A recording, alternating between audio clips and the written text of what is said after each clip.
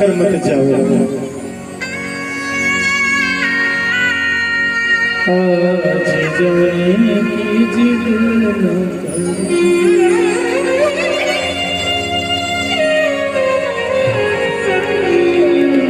यूं ही पहलू में बैठे रहो,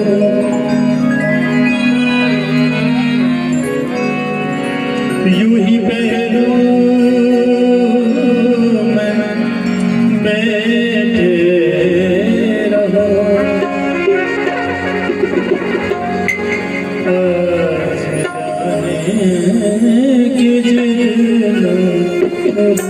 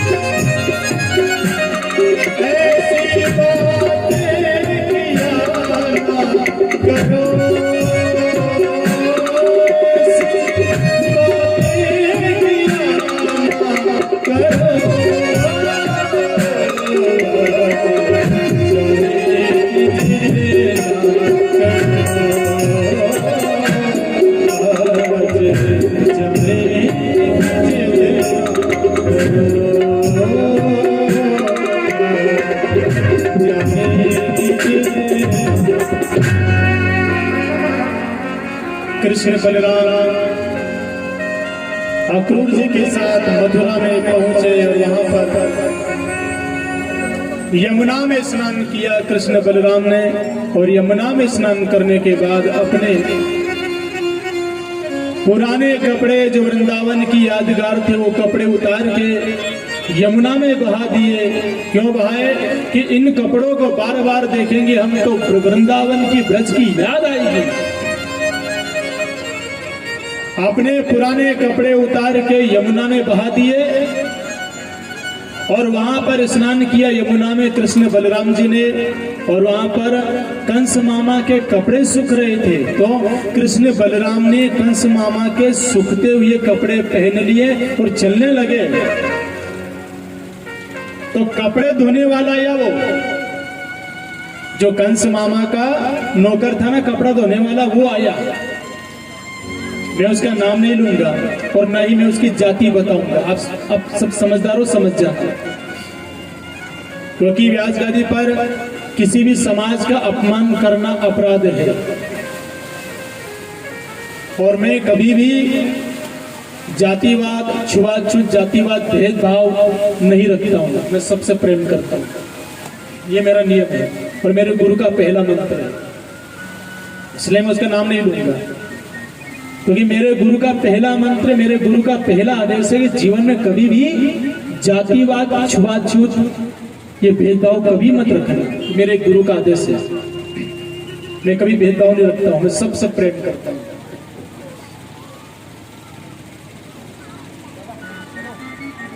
देखो एक बात है, मेरी कथा का एक ही लक्ष्य है, अखंड भारत, पर्यावरण की रक्षा, नारी समाज की रक्षा, हमारे संस्कृति की रक्षा, गौ माता की रक्षा, ये कथा का प्रथम लक्ष्य है मेरा। हालांकि यहाँ तो मैं पहली बार आपके क्षेत्र में पहली बार आया हूँ, इधर तो मुझे लोग जानते भी नहीं होंगे और ना ही इधर लोग मुझे पहचानते होंगे, क्योंकि पहली बार आया हूँ आपके क्षेत्र में। बाकी राजस्थान मेरा क्षेत्र राजस्थान है, बाकी उधर हजारों लोग जुड़े हैं मेरे संकल्प से, हजारों लोग इस संकल्प से जुड़े हैं और सब एकजुट होकर के मेरा साथ दे रहे हैं राजस्थान में। और बहुत जल्दी हम इस मंजिल को हासिल कर लेंगे, बहुत बड़ा लक्ष्य लेकर हम चल रहे हैं। तो कृष्ण बलराम जब मथुरा में पहुंचे तो वो कंस मामा के कपड़े धोने वाला जो उनका नौकर था वो गाली गलौज करने लगा, तुम कौन हो, कौन हो, हमारे महाराज के कपड़े क्यों पहन लिए, गाली देने लगा। भगवान को 3 जगह गाली सुनने को मिली है, 3 लोगों ने गाली दी है भगवान को। एक तो ये जो कपड़ा धोने वाला है ये गाली दे रहा है, और एक बार भगवान को किसने गाली दी थी, शिशुपाल ने। और भी है जिन्होंने भगवान को गाली दी, पर फर्क इतना है, शिशुपाल ने और इस नौकर ने छल से कपट से भगवान को गाली दी तो भगवान ने इनका उद्धार कर दिया। लेकिन वृंदावन में भी गोपियां कृष्ण को गाली देती थी, लेकिन उनकी गाली में अगाध प्रेम छुपा था, प्रेम। भगवान कहते हैं कि तुम घृणा से नफरत से अगर मेरे स्तुति करोगे, श्लोक बोलोगे, प्रार्थना करोगे तो भी मुझे अच्छा नहीं लगेगा, लेकिन तुम प्रेम से दिल से सरलता से मुझे गाली भी दोगे तो मुझे गाली भी स्वीकार है। तुम गाली दो बोले अच्छी लगती है। हाँ, वो जब गाली देने लगा तो भगवान ने कहा कृष्ण ने, प्यारे त्रेता युग में तूने मेरी सिया पर कलंक लगाया था। समझ जाना उस बात को, कहने की जरूरत नहीं है, आप सब समझदार हो। त्रेता युग में तूने मेरी सिया पर कलंक लगाया था, उस समय मेरा मर्यादा पुरुषोत्तम अवतार था, उस समय मैंने तुझे माफ कर दिया, छोड़ दिया, लेकिन आज नहीं छोड़ूंगा। एक चाटा मारा उस नौकर को, उद्धार कर दिया। कौन था ये, कौन था, सब समझदार हो। पूरी कथा याद आपके, मार से ज्यादा ज्ञान तो तमार में है कि बाकी जरूरत ही नहीं है, समझदार लोग हो। उद्धार करके उस नौकर का उद्धार करके, कपड़ा धोने वाले का उद्धार करके जब भगवान कृष्ण बलराम आगे चलने लगे मथुरा की गलियों में, तो एक एक माली मिला। अरे बड़े भाव से प्रेम से 2 माला बनाई थी उसने, कृष्ण बलराम को पहनाई। भगवान कृष्ण ने आशीर्वाद दिया और आगे चले। एक टेलर साहब मिले, उन्होंने अच्छी पोशाक पहनाई कृष्ण भगवान को। भगवान ने वो कंस मामा के कपड़े पहने नहीं, बड़े बड़े कपड़े। अब कृष्ण छोटे से हैं और कंस मामा के बड़े बड़े कपड़े पहन लिए, तो जिनी गली में जाएंगे कृष्ण भगवान, वो कचरों पाछे पाछे सुरत हो जाएगा।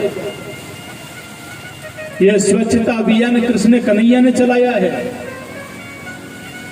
हाँ, टेलर साहब मिले, कपड़े पहनाए कृष्ण बलराम को। आगे एक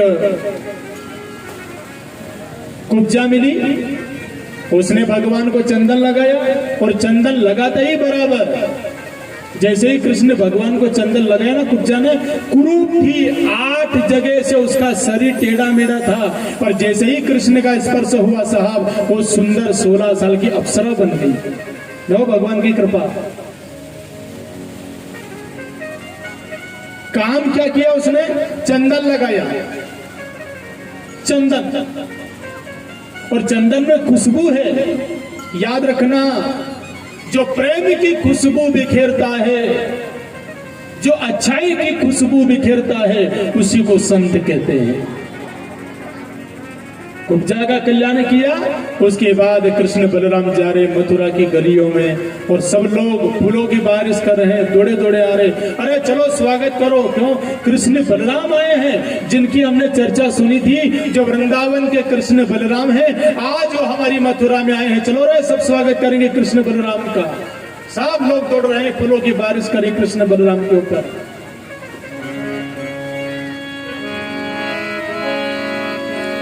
तेरी सखी मंगल गौरी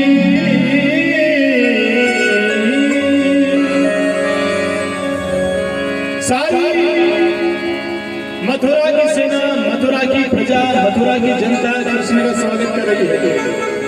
आइए 2 मिनट के लिए हम भी कन्हैया का स्वागत करते हैं। सखी मंगल गारी धरती अंबर सजारी, आज उतरेगी पिया की सवारी,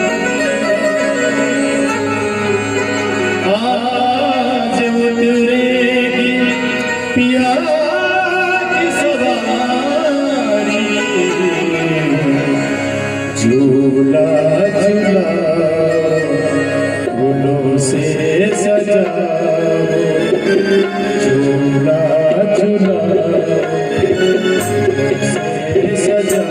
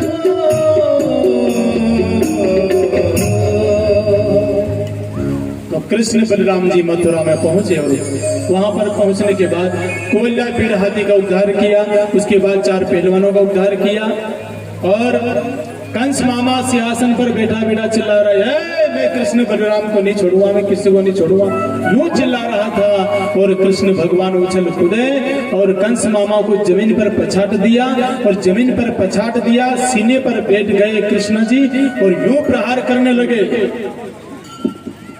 झुक गए केस कसों पति के झुके दराज पछाड़ो है, हारे तो राम श्याम परिजन के वचन प्रमाण, असुरन की भई भी तो योद्धा धरे नहीं धीर, बलदाऊ के भैया ने जोर से प्रचारो है, असुरन की पटनी कर हाय हाय रे, छाछ के भैया ने छत्रपति को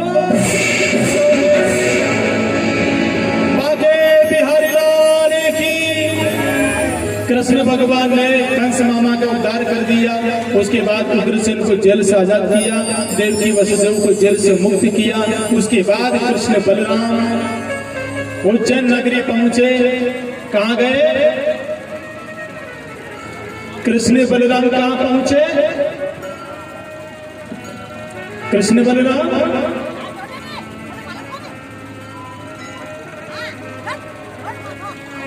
कृष्ण बलराम पहुंचे कहां? सुनो, मध्य प्रदेश में भगवान कृष्ण कितनी बार आए? हम भाग्यशाली हैं मध्य प्रदेश के लोग, मालवा के लोग। कृष्ण भगवान मध्य प्रदेश में 2 बार आए हैं। एक बार तो उज्जैन में आए थे शिक्षा प्राप्त करने के लिए संदीपनी आश्रम में, और दूसरी बार कब आए थे भगवान कृष्ण? कृष्ण भगवान दूसरी बार कब आए थे हमारे मध्य प्रदेश में? शादी करने के लिए। कृष्ण भगवान की ससुराल है मध्य प्रदेश। सुनो, इन तीनों की ससुराल है मध्य प्रदेश। इनकी एक तो कृष्ण भगवान की और एक भोलेनाथ की और तीसरे वो हमारी जात को ओळखोगे नहीं ओळखो? वो हमारी जात को रावण, वो भी सासरो है मध्य प्रदेश में। मध्य प्रदेश इन तीनों की ससुराल है, मतलब ये आपस में साड़ू है, ये आपस में। ये भोलेनाथ ने, कृष्ण भगवान ने, रावण नहीं। कृष्ण भगवान की ससुराल मध्य प्रदेश में है। कहां पर? धार जिले में गांव है, अमझीरा। अमझीरा गांव का नाम है, धार जिले में है अमझीरा। ये कृष्ण भगवान की ससुराल है, रुक्मणी जी का मायका है वो, अमझीरा, धार जिला, मध्य प्रदेश।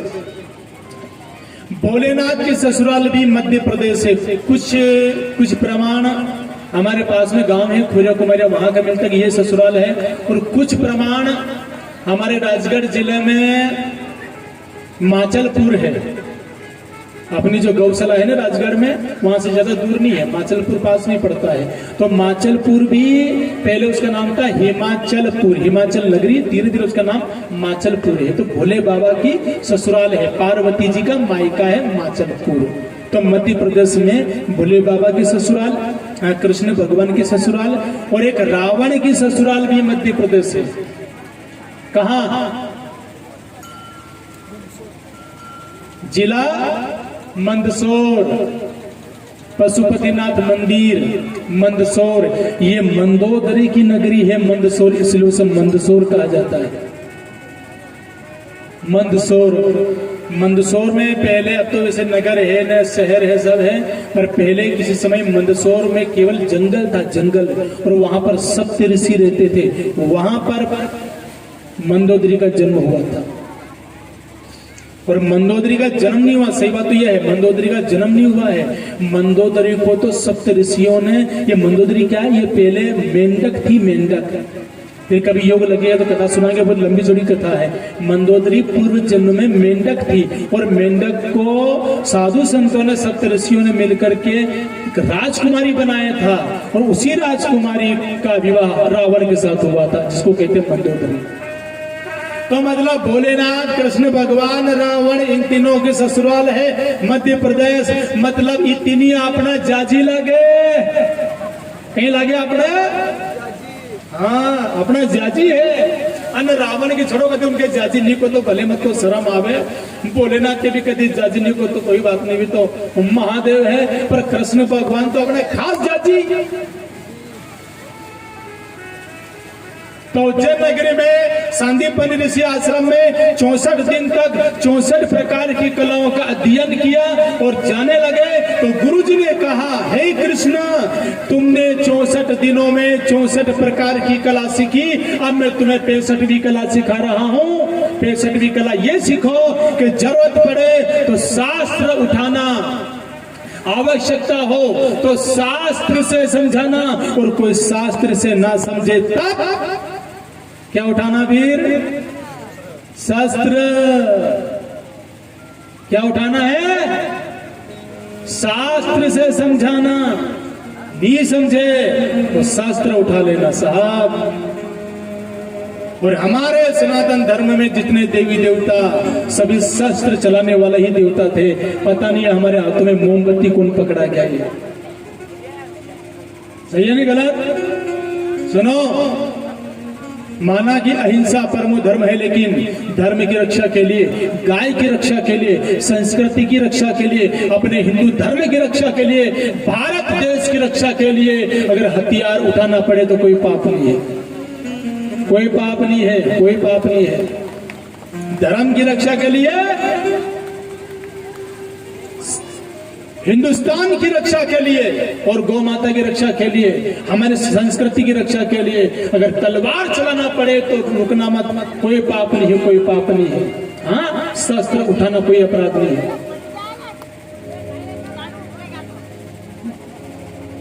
और हाँ, तमार से नहीं कही रहो मां, इनसे कहो तमारा हाथ में बेलन, बेलन ऐसे नहीं, बेलन मुझे इनसे कही रहो। सुनो, 50,000 का 25,000 का मोबाइल हो ना हो चलेगा। 50,000 का 25,000 का मोबाइल हाथ में हो ना हो चलेगा, लेकिन हाँ शस्त्र होना बहुत जरूरी है। हर घर पे एक शस्त्र होना चाहिए। जितने कथावाचक यही कहेंगे तुम्हारे घर में गीता रखो, रामायण रखो, हूँ पेलो सब बामण पेंडो बामण हूँ, यही कुआं कि गीता जी है अच्छी बात, रामायण है अच्छी बात, शास्त्र आपके घर पे है अच्छी बात, लेकिन एक शस्त्र जरूर रखना अपने घर पे। किन किन लोगों के घर में शस्त्र है?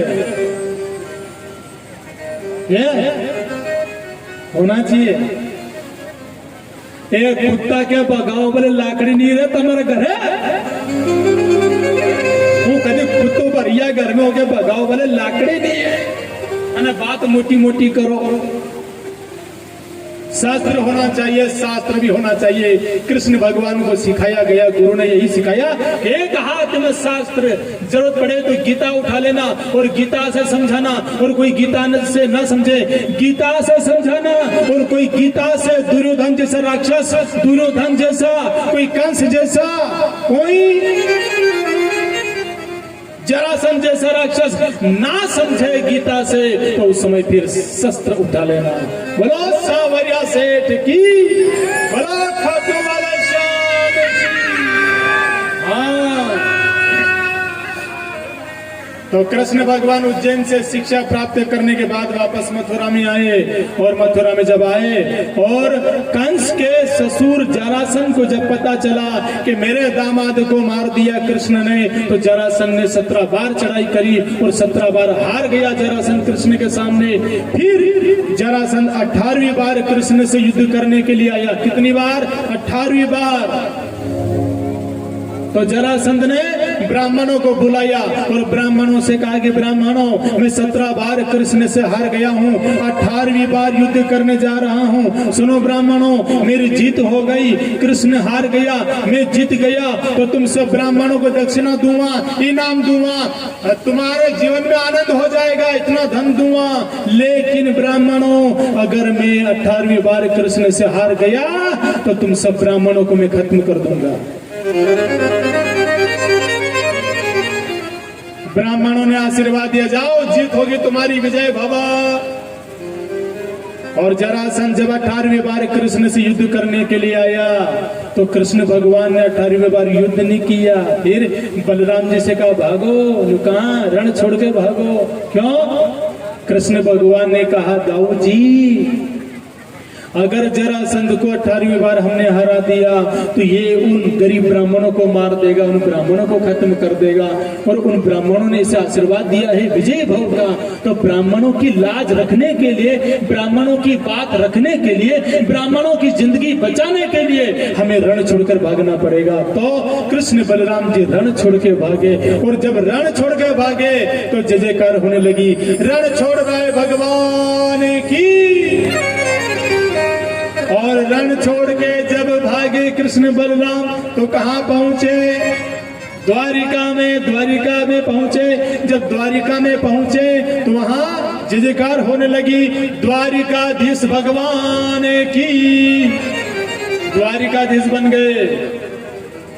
और द्वारिकाधीश जब बने और नारद जी आए, नारायण नारायण नारायण नारायण, तो देवकी माँ ने कहा नारद जी आप आए, बड़ी कृपा करी है, पर एक कृपा कर दो। क्या? सोने की नगरी है द्वारिका, सोने के महल है, पर इतनी कृपा कर दो, क्या दुल्हन नहीं है? ऐसी कृपा करो कि दुल्हन हमारे घर आ जाए, मेरे कृष्ण की शादी हो जाए, बहू आ जाए।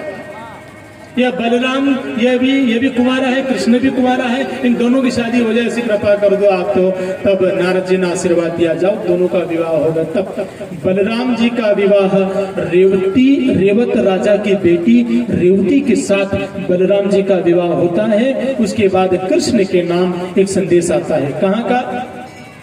यही अमझीरा, धार जिला। यहां से रुक्मणी जी संदेश भेजती है ब्राह्मण के नाम। ब्राह्मण को भेजा जाए, ब्राह्मण देवता जाओ और ये संदेश है मेरे कृष्ण को सुना देना। और ब्राह्मण देवता ने जब संदेश लिया और जाने लगे तो रुक्मणी जी ने कहा ब्राह्मण दक्षिणा तो लेकर जाओ, आप द्वारिका में जा रहे हो, हमारा संदेश लेकर के दक्षिणा तो लो। तो ब्राह्मण ने क्या कहा, हे रुक्मणी तू मेरी बेटी जैसी है, मैं तुझसे दक्षिणा नहीं लूंगा। तू मेरी बेटी जैसी है और मैं तुझसे दक्षिणा नहीं लूंगा। क्यों? गांव की बेटी, मतलब अपनी बेटी हो या गांव की बेटी हो,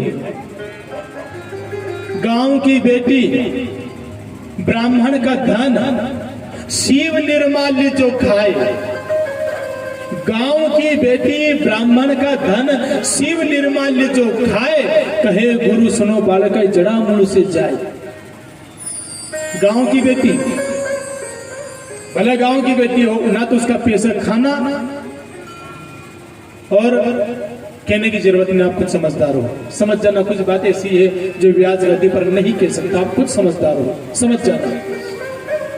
ब्राह्मण का धन, इनका धन भूल के भी नहीं खाना। किसका? ब्राह्मण का, गुरु का, गरीब का, निर्धन का, इनका धन भूल कर भी नहीं खाना। किनका? ब्राह्मण, गरीब, बेटी, गुरु, बहन और इनका कभी धन नहीं खाना, खिला देना। मजदूर, मेहनत करने वाला मजदूर, उसका धन नहीं खाना। और एक शिव निर्माल्य, भगवान शंकर जी के ऊपर चढ़ा हुआ प्रसाद कभी मत खाना। भोलेनाथ शिवलिंग है ना, शिवलिंग, उनके ऊपर चढ़ा हुआ प्रसाद कभी मत खाना। क्यों? शिव जी के माथे पर चढ़ा हुआ प्रसाद खाने से हमारा पुण्य खत्म हो जाता है, याद रख लेना, कभी नहीं खाना। शिव निर्माल्य जो खाए, कहे गुरु सुनो बालक जड़ा मूल से जा। पहली बात यह है कि शंकर जी का माथा पे प्रसादी चढ़ाओ क्यों? सुनो, किसी भी देवता देवी के माथे पर प्रसादी मत चढ़ाओ। फिर कहाँ चढ़ाना है? चरणों में एक पात्र लो, उसमें प्रसादी रखो और भगवान के सम्मुख रखो और फिर कहो प्रभु आरोगो पर अपनी आदत ऐसी पड़ी गई है, जब हनुमान जी का मंदिर में गया, नारियल फोड़ो, निकाली चटक और सुधी हनुमान जी का माथा पे। अब हमारी बात को जवाब दो, अपन कहीं जिमुआ बैठा पंगत में पत्तल लगी है अन कोई रसगुल्ले वालों आयो है, रसगुल्ले रसगुल्ले रसगुल्ले अन पत्तल में नहीं रखे अन 2 रसगुल्ला अपना माथा पे रखी दे, कसो लागे? ओ बेनिया कसो लागे? माथे पर मत रखो प्रसादी, भगवान के सम्मुख रखो और थोड़ी देर बैठो वहां पर हाथ जोड़ के आंख बंद करके और कहा प्रभु अरोगो।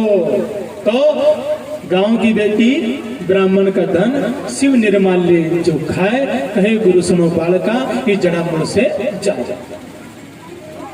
तो ब्राह्मण ने संदेश लिया रुक्मणी जी का और संदेश लेकर के पहुंचे ब्राह्मण देवता कृष्ण भगवान के पास और द्वारिकाधीश को संदेश दिया कि ये रुक्मणी ने भेजा है आपके नाम। द्वारिकाधीश ने संदेश को पढ़ा तो कन्हैया ने पढ़ा ना, तो रुक्मणी ने क्या लिखा संदेश? हरि तुम हो हरि वाले, हरि हरने से हरि कहाए, ओ हरि हर के भी मुझको कि तुम हरि हो के बता देना। सुन लागे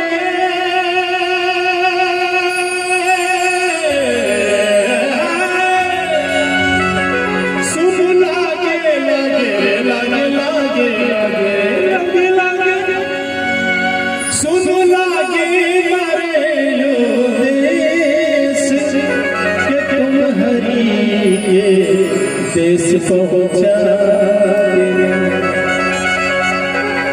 ये भजन संत शिरोमणि कमल किशोर नागर जी महाराज का, संत शिरोमणि कमल किशोर जी का प्रणाम करता हूं। सतगुरु हो सतगुरु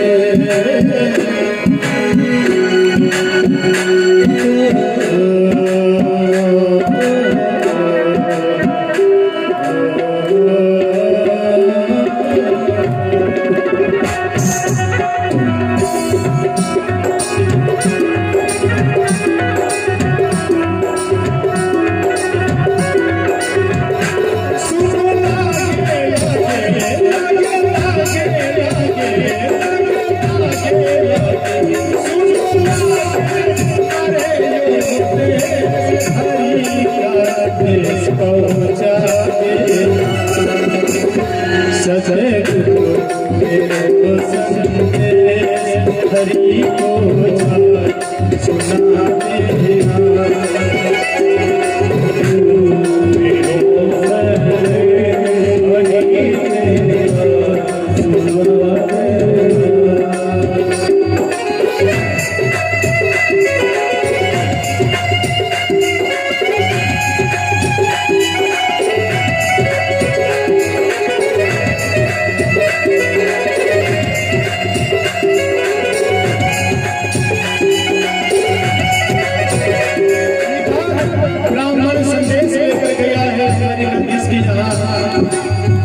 और इधर रुक्मणी जी गौरी माता के मंदिर में गई, गौरी माता की पूजा कर रही है। और क्या करे माँ? मैं तो पावने आई मारी सोने का चाँद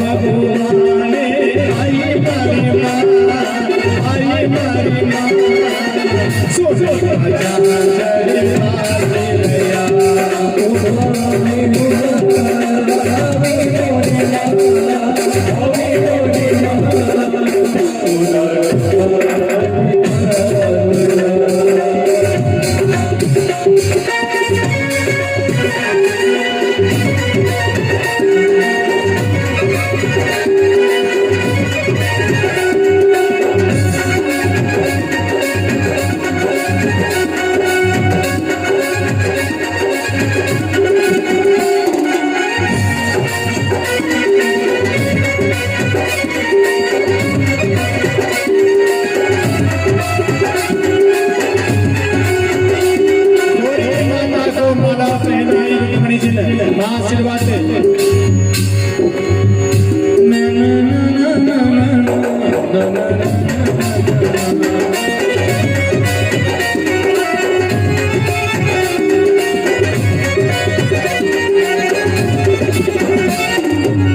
मैया के कानों में झुमका सोए, मैया के कानों में झुमका सोए, मैया के कानों में झुमका सोए, मैया के कानों में झुमका सोए, तो सोनीरा झुमका लाए मारी माँ, लाए मारी माँ, सोना राजांतर बाजे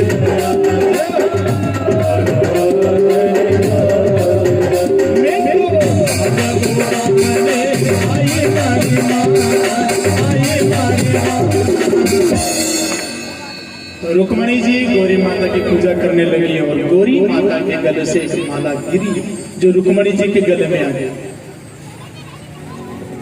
जब रुक्मणी जी ने गौरी माता को यूं माला पहनाई ना कि हे माँ मैं तेरी पूजा कर रही हूँ और मैंने कृष्ण के नाम संदेश भेज दिया है, तो ऐसी कृपा कर कि कृष्ण आए मुझे लेने के लिए, मुझसे विवाह करने के लिए। जब गौरी माता को माला पहनाई तो साहब गौरी माता के गले से माला गिरी और रुक्मणी के गले में आ गई, मतलब आशीर्वाद मिल गया। सुनो, आप जब भगवान की पूजा पाठ करोनी और पूजन करते करते जिस देवता की आप पूजा कर रहे हो उसके माथे पर आपने पुष्प रखा है और वो पुष्प ऑटोमेटिक नीचे गिर जाए तो समझ लेना भगवान का आपको आशीर्वाद मिल गया है। जैसे यूं पुष्प रखा भगवान के माथे पे और गिरा, वो आशीर्वाद मिला है, उसे संभाल कर रखना, संजो कर रखना। पर थोड़ा जमा जो फूल के नाम माथा पे भगवान का माथा पे मूर्ति का जमा जो फिर गिरे तो आशीर्वाद न्यू रखी देना, आशीर्वाद मिल गया। काय को आशीर्वाद है? अच्छा पेलो का जमा उन माथा पे फिर गिरे हुआ आशीर्वाद। तो मैं आपसे निवेदन करता हूँ, प्रेम मुदित मन भई भवानी और गिरी माला मूर्ति मुस्कानी, मूर्ति मुस्कुराई। जब गौरी माता की पूजा करी रुक्मणी ने तो मूर्ति मुस्कुराई। भारत की धरती पर इन तीनों के सामने मूर्ति मुस्कुराई है। किनके सामने? एक तो रुक्मणी के सामने गौरी माता की मूर्ति मुस्कुराई, और कलयुग में दो भक्तों के सामने मूर्ति मुस्कुराई है। दो भक्तों के सामने कलयुग में, एक तो मीराबाई से मूर्ति बातें करती थी, कृष्ण की मुस्कुराती थी। एक और है, एक तो मीराबाई के सामने कृष्ण भगवान की मूर्ति मुस्कुराती थी और बातें करती थी। एक और भगत थे, कौन? वहां खिचड़ो खवाड़ियो ने भगवान के कौन थे? वहां जिन्हें खिचड़ो खवाड़े था, अरे थे तो जीमो मारा मदनी गोपाल, अरे कर्मा बाई रोथी चलो। वह कर्मा बाई जिसने कृष्ण को खिचड़ा खिलाया, कृष्ण मुस्कुराते थे, बातें करते थे। एक और भगत है कलयुग में जिसके सामने मूर्ति मुस्कुराई थी, कौन? नरसिंह मेहता। कौन? नरसिंह मेहता। जब नरसिंह मेहता ने माहिरा की लिस्ट रखी कृष्ण के सामने, मूर्ति के सामने, तो मुस्कुराई थी। और क्या कहा नरसिंह जी ने? अरे ऊपर नाम लिखो जाओ माहेरो बरसी, माहेरो बरसी, ऊपर नाम लिखो जाओ माहेरो बरसी,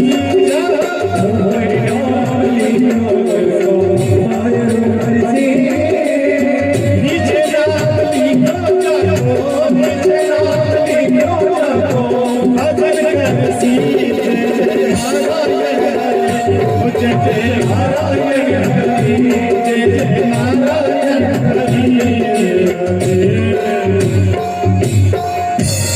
तो एक नरसिंह मेहता के सामने भगवान की मूर्ति मुस्कुराई। ये मूर्ति बातें करती थी इनसे, नरसिंह मेहता से, मीरा से, कर्माबाई से, इनसे भगवान की मूर्ति बातें करती थी। आपन से बात करे भगवान की मूर्ति करे। कभी आप सूर्य नारायण मंदिर में दर्शन करने जाओ, सूर्य नारायण मंदिर में दर्शन करने जाओ तो कभी भगवान ने आपसे बात करी? भगवान की मूर्ति कभी बोली तमार से?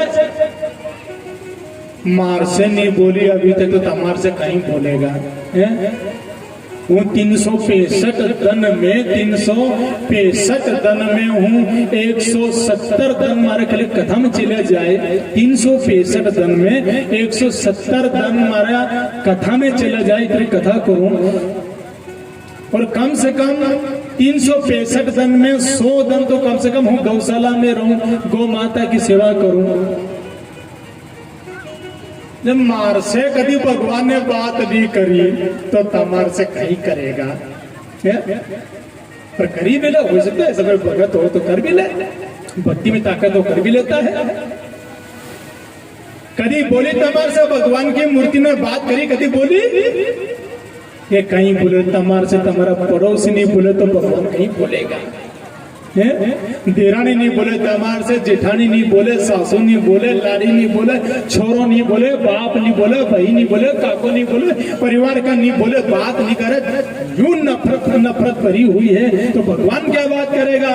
और मैं आपसे निवेदन करता हूँ साहब, भगवान तो उससे बातें करता है, भगवान की कृपा तो उस पर होती है जो प्रेम के मोती लुटाता है साहब, जो प्रेम के मोती लुटाता है। काय के नफरत, काय की घृणा, सबसे प्रेम करो, सबसे प्रेम करो साहब। तो रुक्मणी जी ने प्रणाम किया गौरी माता को, और गौरी माता का जब आशीर्वाद मिला, और आशीर्वाद जब मिला इतने में कृष्ण भगवान आए, रथ लेकर कृष्ण भगवान आए और रुक्मणी जी को अपने रथ में बिठाया और ले जाने लगे। अच्छा, रुक्मणी जी की एक बारात भी आई रही थी, एक बारात भी आई रही थी कि शिशुपाल की। रुक्मणी को भाई जबरदस्ती रुक्मणी की शादी शिशुपाल से करना चाहता था, तो वहीं शिशुपाल की बारात भी आई रही, ना कृष्ण भगवान भी आई गया। वहीं शिशुपाल बड़ो सजित जीरो है, मूछ में पट दई रो है, तो शिशुपाल की भाभी आई। कहाँ की भाभी?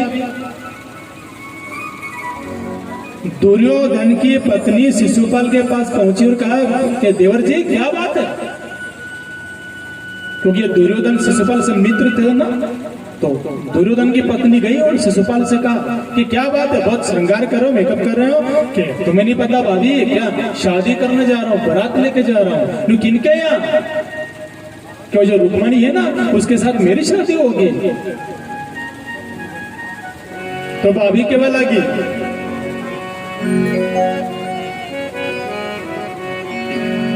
अरे थे कई मूछ मरो देवर जी, थे कई मूछ मरो।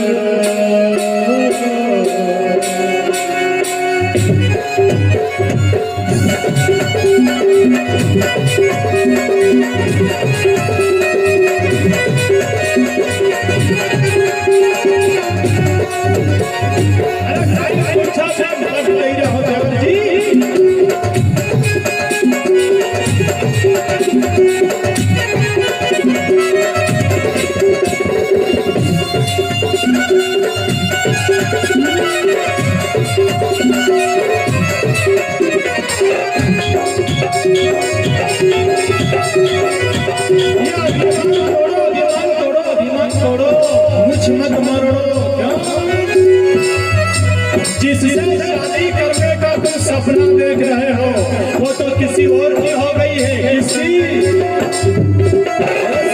सेठ की हो गई है। अरे देवर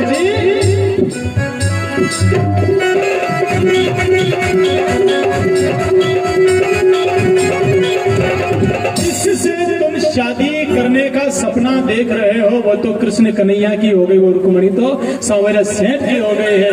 आए शिशुपाल मूछ में बट दे तो ही रे क्यों अन उनंग कृष्ण भगवान रुक्मणी के लेके चले गया, पहुंच गया द्वारिका में। रुक्मणी को वही के मालूम पड़ी कि मारी पीने के ले गयो सवेरो सेठ ले गयो द्वारिका देश ले गयो तो रुक्मणी को भाई पाछे पाछे दौड़ो नहीं। कृष्ण भगवान से युद्ध करने के लिए कहने लगा मैं युद्ध करूं आपसे। कृष्ण भगवान ने कहा आपने देखो लड़वा की जरूरत नहीं है साला जी तुम्हारा साड़ा हो लड़वा की जरूरत नहीं है क्या तुम मेरी बहन का हरण करके ले गए हो मैं तुमसे युद्ध करूंगा क्या लड़वा की जरूरत नहीं है प्रेम से बात करो बकवा लगो साड़ो। तो कृष्ण भगवान ने रुक्मणी का भाई की पकड़ी ने रथ का पहिया से बांधी दियो और एक तरफ की मूछ साफ कर दी ले जा गाम में आते गणो इतरी रहो है। बलराम जी आए उधर से बलराम जी देखो हो रुक्मणी के भाई की ये हालत कर दी एक तरफ की मूछ काट दी रथ के पहिए से बांध दिए 3-4 गाल में फटकार दिए कृष्ण कन्हैया ने इसको ये तो साला है कृष्ण का और ऐसे हालत कर दी। तो बलराम जी आए और कहा कन्हैया तेरी बचपने वाली हरकत नहीं गई है तेरी तू बहुत शरारती है अरे तेरा साला है ये इसको मारता क्यों है छोड़। बलराम जी गए पास में और के बेजी गुरु मत मान जाओ ये शरारती बचपन से यो माखन चोरी करी करके माखन खाया नहीं तो अस्सी कसी अक्ल है हमें आप गुरु मत मान जाओ हम माफी मांगू की तरफ से। तो रुक्मणी जी ने मन में की देखो ये तो घना खराब है तो हमारा भाई की ऐसी हालत कर दी है पर जेठ जी घना अच्छा है कहते जेठ जी की संगति में कभी इनके बक्का लग जाए अरे ये सुधरी जाए। रुक्मणी को लेकर कृष्ण भगवान पहुंचे द्वारिका में और द्वारिका में पहुंचने के बाद वहां पर रुक्मणी ने सारी सखियों को सहेलियों को बुलाया और कहा आओ रे सखियां आओ।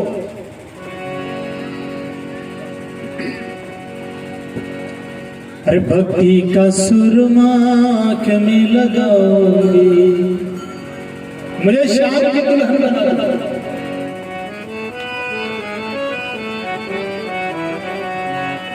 अरे भक्ति का सुरमा मैं आंख में लगाऊंगी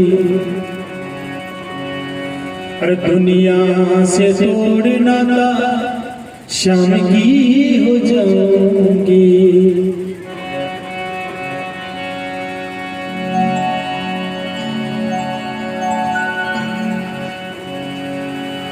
दुनिया से तोड़ना था शाम की हो जाऊंगी। सतगुरु ने मेरी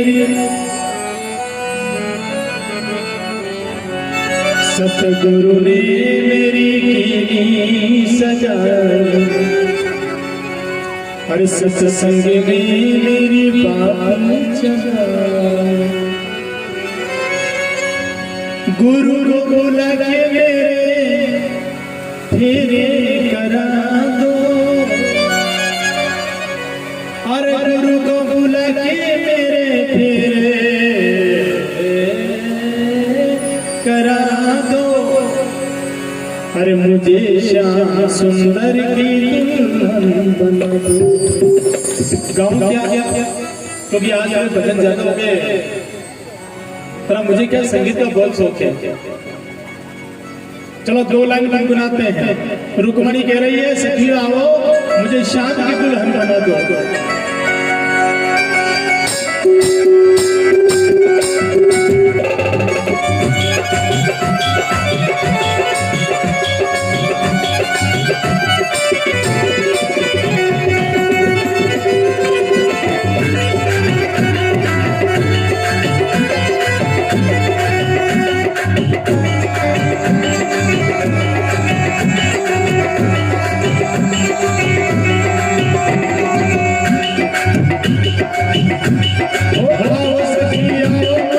मुझे लगा दो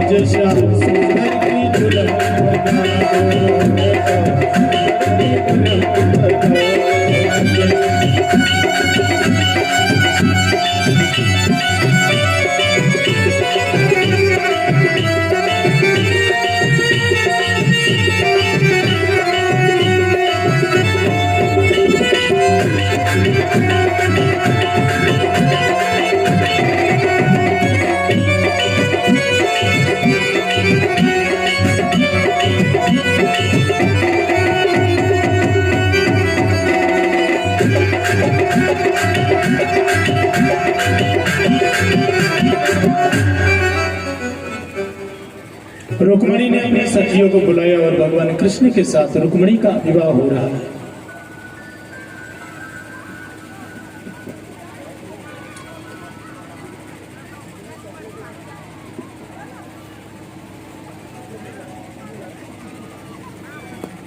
एक बात आई थी पर नहीं बोलूं। शादी हमेशा संस्कृति, गरिमा, मर्यादा के अनुरूप होना चाहिए। अरे ये जो भगवान कृष्ण की जो कथा है ना, ये भागने वाली, क्या रुक्मणी को लेकर भाग गए भाग गए भाग गए भाग गए भाग गए। इस कथा का कई लोगों ने गलत अर्थ निकाला है। और सुनो, रुक्मणी को लेकर कृष्ण भगवान गए, भाग कर गए, भगा के लिए जो भी है आपके मन में, लेकिन याद रखना रुक्मणी ये कोई साधारण नारी नहीं है, रुक्मणी कोई साधारण बेटी नहीं है, रुक्मणी ये कोई साधारण स्त्री नहीं है, वो एक शक्ति है। और कृष्ण ले गए तो ये इसका अर्थ ये है, आप इसका गलत अर्थ मत निकलना, इसका अर्थ यूं निकलना चाहिए कि आत्मा रुक्मणी है। ये रुक्मणी कौन है? आत्मा। आत्मा रुक्मणी है। जैसे रुक्मणी के लिए शिशुपाल बारात लेके आ रहा था और रुक्मणी ने संदेश लिखा कि शिशुपाल नहीं आए उसके पहले सावेरा सेठ द्वारकाधीश आपको आना है, अगर आप नहीं आए तो शिशुपाल मुझे ले जाएगा और मेरी जिंदगी नरक हो जाएगी। इसीलिए संदेश लिखा, कृष्ण आए भगा के ले गए। और सुनो, आत्मा ही रुक्मणी है और ये आत्मा रूपी रुक्मणी कृष्ण से कह रही है कि हे द्वारिकाधीश, हे कृष्ण, इस आत्मा को लेने के लिए एक दिन यमराज भी आएगा। यमराज कौन? शिशुपाल यमराज। यमराज भी आएगा तो हे द्वारिकाधीश, है कृष्ण, है मधुसूदन, यमराज मुझे लेने नहीं आए, उसके पहले द्वारिकाधीश आप आना और इस संसार से मुझे ले जाना, इस माया जाल से छुड़ा करके मुझे ले जाना।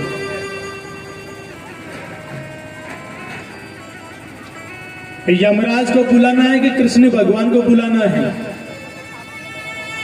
आएंगे दोनों। ये तो पक्की बात है कि हमें लेने के लिए या तो यमराज आएगा या फिर भगवान स्वयं आएंगे। किसको बुलाना है? किसको बुलाना है? और सुनो, यमराज आएगा तो पाड़े पर बिठा के ले जाएगा और भगवान आएंगे तो गरुड़ पे चढ़ के आ जाना। ये रुक्मणी कह रही है। यमराज नहीं आए उसके पहले सामरिया तुझे आना है, ये आत्मा रूपी रुक्मणी। वरना यमराज तो आएगा ही नहीं। भगवान तू लेने आना। और भगवान कब आएंगे? जब हमारे भाव अच्छे होंगे।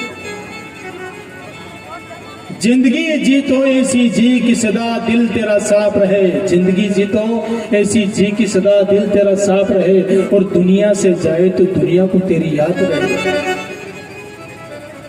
कबीरा,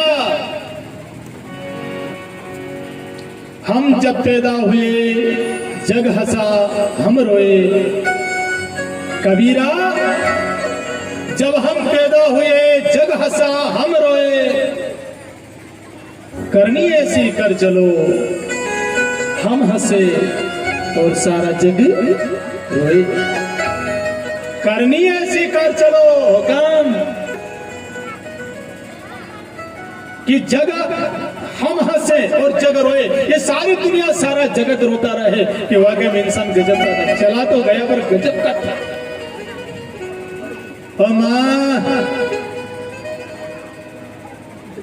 ऐसी करनी मत करना, ऐसी जिंदगी मत जीना कि लाड़ी भी मुंडो डाकी ने अपने मरियाबाद में लाड़ी मुंडो डाकी ने रोवा की जगह दांत चाहे कि भाई कड़ी। ऐसी जिंदगी जीना कि सारी दुनिया याद करती रहे। हाँ, याद करते रहे। करती नहीं याद? भगत सिंह को याद करते हम, चंद्रशेखर आजाद को याद करते हम, स्वामी विवेकानंद जी को याद करते हम, महाराणा प्रताप को याद करते हम, पृथ्वीराज चौहान को याद करते हम। करेंगे नहीं करे याद? पृथ्वीराज चौहान, महाराणा प्रताप, जननी जने तो ऐसो जने। महाराणा प्रताप की याद आवे कि नहीं आवे? जननी जने तो ऐसो जने जैसो महाराणा प्रताप। हाँ, महाभारत में सॉरी महाराणा प्रताप को हम याद करते हैं, पृथ्वीराज चौहान शिवाजी को याद करते हैं, भगत सिंह को याद करते हैं, चंद्रशेखर आजाद को याद करते हैं साहब, क्योंकि कुछ कर गए, सब कुछ कर गए। हम याद करते हैं एपीजे अब्दुल कलाम साहब को याद करते हैं। हम याद करते हैं उन महापुरुषों को जिन्होंने कुछ किया हमारे देश के लिए, कुछ किया हमारे धर्म के लिए। तो रुक्मणी जी के साथ कृष्ण भगवान का बड़ी धूमधाम के साथ विवाह हो रहा है। और रुक्मणी जी भी आई है और कृष्ण भगवान भी आवड़ा है। कहीं मतलब गाड़ी को पेट्रोल खत्म हुई, इसलिए देर लग ही रहा है। भी आवड़ा है, बाढ़ दे किलो कदे भी आए, क्योंकि टाइम हो गया कृष्ण भगवान के आने का, अभी तक नहीं आया। कहीं मतलब कहीं पान खावा में रह गया, कि कहीं बरातियावन के घोसला में नाश्ता करवा में लागी गया। आई रहा भी आ गया। दुल्हन तो है, रुक्मणी जी आ गई है, अब कृष्ण भगवान भी आ रहे हैं। क्या है थोड़ा वो भाई दुल्हा है तो सज धज के आएगा, यूं थोड़ी आ जाएगा, वो सज धज के आ जाएगा। सारे बारातियों को साथ में लेकर आएगा, उसके सारे मित्रों को लेकर आएगा और सज धज के आएगा। वो तो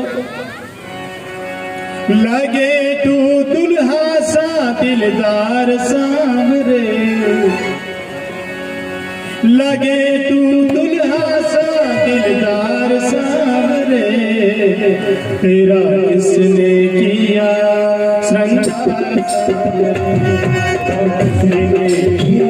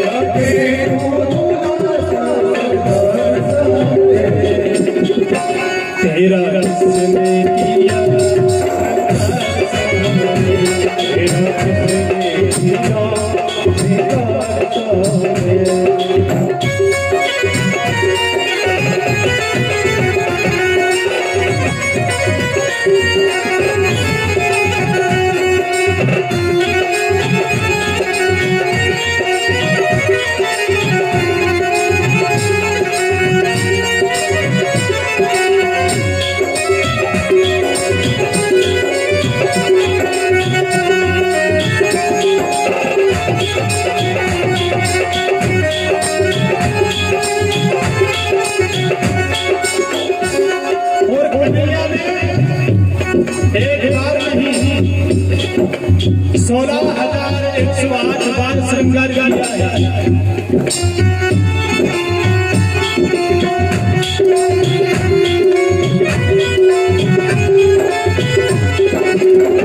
ये पूरे ब्रह्मांड का, दुनिया का इतिहास में पहला ऐसा चूल्हा है, ऐसा जिसने एक बार नहीं 16,108 बार श्रृंगार किया है, 16,108 बार विवाह किया है।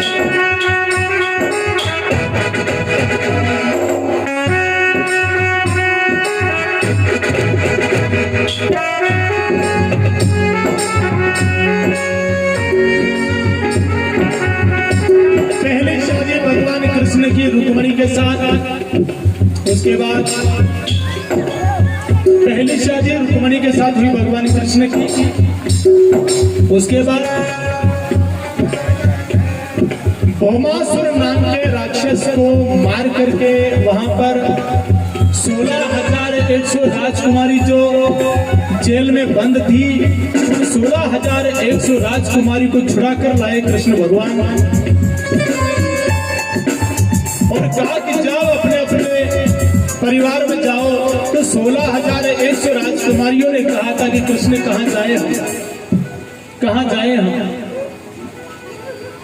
हम कहाँ जाए, कौन अपनाएगा हम, क्योंकि वर्षों से इस पापी भौमासुर के यहाँ जेल में बंद थे, कौन अपनाएगा। तो कृष्ण भगवान ने कहा चिंता मत करो, जिसे दुनिया नहीं अपनाती है उसे हम अपनाते हैं। तो 16,100 से कहा कि चलो राजकुमारियों चलो मेरे साथ द्वारिका में। तो 16,100 तो ये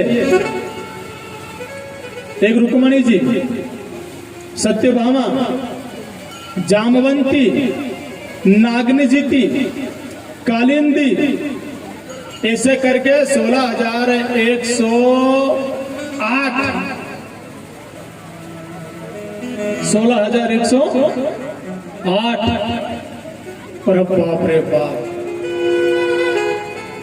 16,108 है कृष्ण भगवान की। पर विचार करें, फिर भी प्रेम की बंसी बजाते हैं। 16,108 है, फिर भी प्रेम की बंसी बजाते हैं।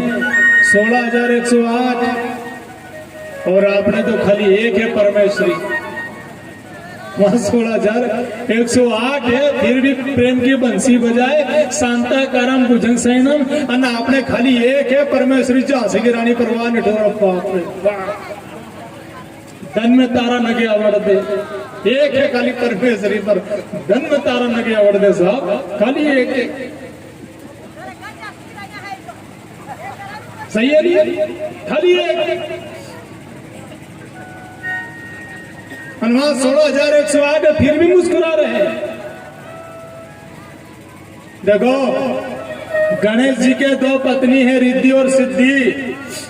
गणेश जी की 2 पत्नी है, रिद्धि और सिद्धि, और आपने खाली एक है, वो भी चिद्धि।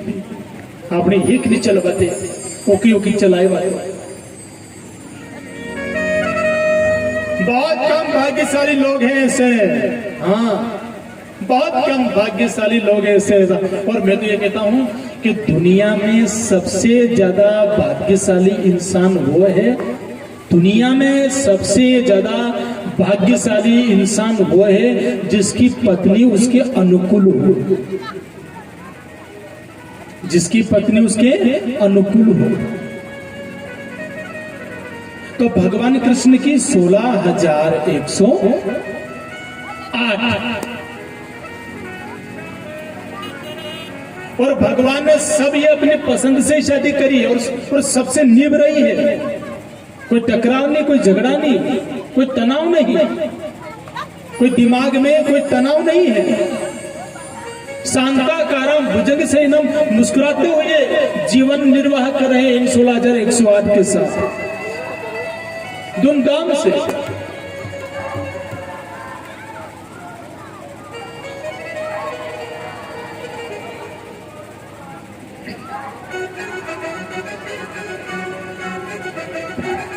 आइए कृष्ण भगवान आ रहे हैं हमारे बीच में।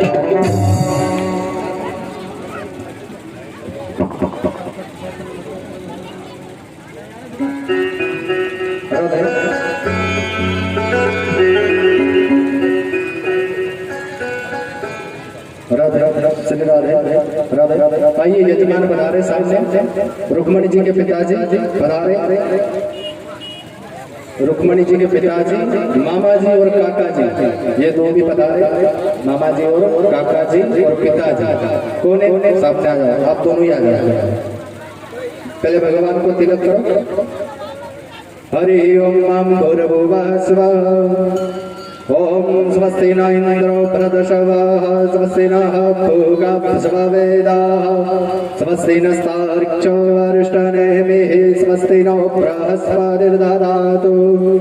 ओम भद्रं कर्णेभिः शृणुयाम देवा भद्रं पश्येम सभ्यजत्राः स्थिरैरङ्गैः पुष्टवागुंसस्तनोर्विभ्यसे वहिदेवहितं जदायुः द्यौः शान्तिरन्तरिक्षगुं शान्तिः पृथिवी शान्तिरापः शान्तिरोगदयः शान्तिः वनस्पतयः शान्तिर्विश्वे देवाः शान्तिर्ब्रह्म शान्तिः सर्वगुण शान्तिः शान्तिरेव शान्तिः। चलो भगवान मामा जी और काका जी दोनों भी तिलक कर दो भगवान को।